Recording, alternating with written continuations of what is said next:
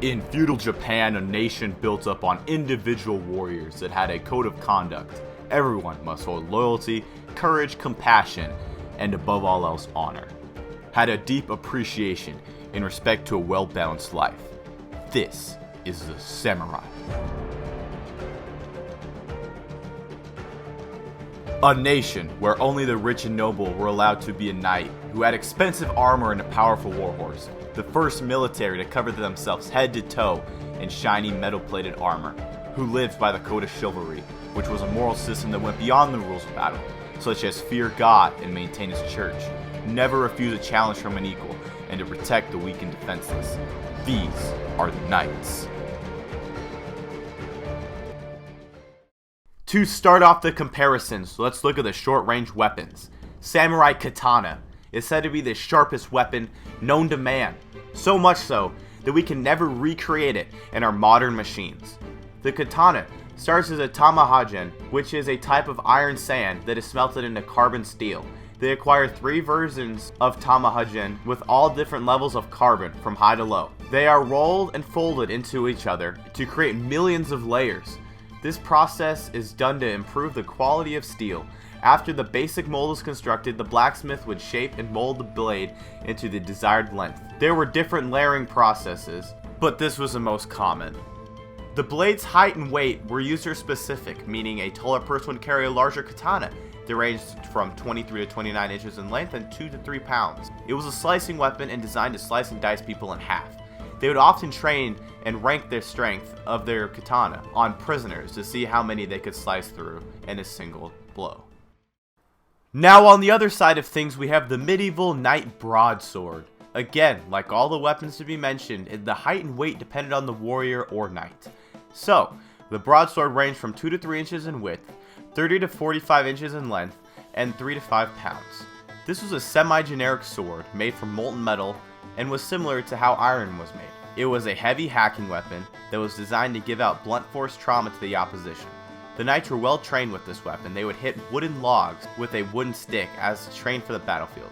Unlike the samurai, the knights traveled all over the world to fight, yet stuck with the same sword.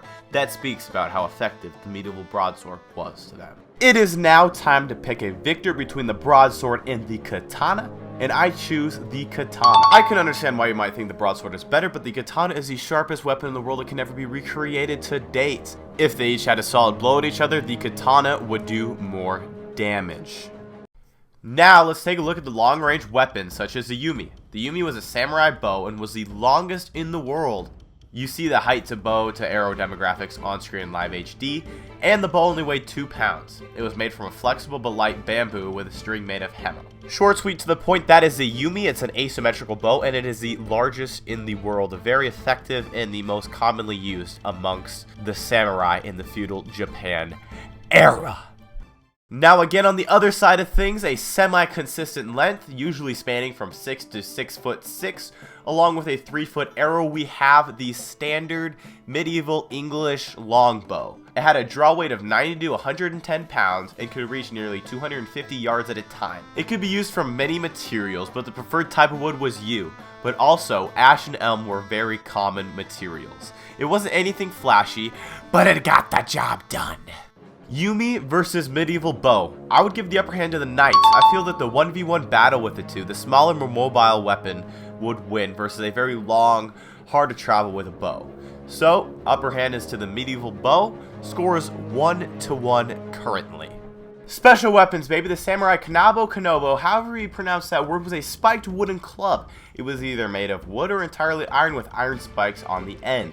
The size of the weapon varied. Some were as tall as 6 feet and some were only a couple feet. Most were in the shape of a baseball bat, but some were just straight rounded planks. Their use and purpose in battle was to crush the opponent's armor and take out the legs of war horses. This weapon is associated with mythology, and it is the main weapon of Oni, a Japanese demon. Now, one thing that I thought was very interesting is the knights had an abundance of weapons, but the one I found the most interesting was the ball and chain flail. Some people call it the Morning Star. It was either a two-handed or one-handed weapon, as you can see. It essentially was a handle with a chain and a spiked ball that had foreign objects attached to it. Now, the purpose of this weapon was to inflict as much brute, blunt force trauma to the opposition as possible. Now, who would win with the KANABO or the flail. They both have advantages and disadvantages like all weapons, but I would personally choose a KANABO. In a 1v1 battle, if you swing and miss with the flail, you're going to be very vulnerable, and I think that the KANABO could come in and swiftly knock you off your feet. Short, long, and special weapons, that brings us to the armor. The samurai armor was definitely unique to the warrior. They included custom paintings and symbols so they could stand out on the field of battle. Although most different, they all had a unique style, which was practical and could withstand the oncoming weapons of the battlefield. Unlike the knights, their armor was very flexible and only required the owner to apply it. They would travel long distances and would need it to be comfortable as well as protective. It was constructed with various metals, leathers, and in some implications of wood. Probably the most common and well-known armor in the world is the knight plate armor. They would craft metal plates to fit around their bodies and would be completely customized to the knight himself. And for those tricky areas that had no plates or you could not fit plates, there would be chainmail, but at the time it was just called mail. Now it was extremely tricky and time-consuming to construct, but it was often passed down from generation to generation. They would produce small iron rings and string them together in rows, and underneath that they would have a layer of cloth. The helmets had slightly limited vision, and some would fight with their visors up. They were covered from head to toe in metal and was a very effective armor system. There were so many pieces to this armor that the knights would have the squire apply all of the armor to him as he stands there. Now for the best armor in all the land between the samurai and the knights, I would have to go with the knights just because they are very protective and the katana would have a very hard time cutting through solid metal. Now for the meaty, juicy part of the video, let's compare Bushido versus the Code of Chivalry. Let's change it up and have the Knight's Code of Chivalry start us off. The Code of Chivalry has these 17 guidelines. The evolution of knighthood started between 1170 and 1220.